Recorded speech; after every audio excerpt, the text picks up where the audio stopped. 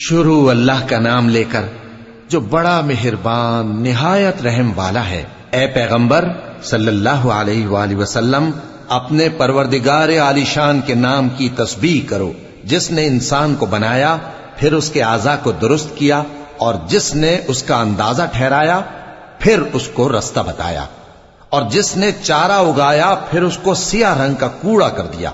اے نبی صلی اللہ علیہ وآلہ وسلم، ہم تمہیں پڑھا دیں گے، پھر تم فراموش نہ کرو گے، مگر جو اللہ چاہے۔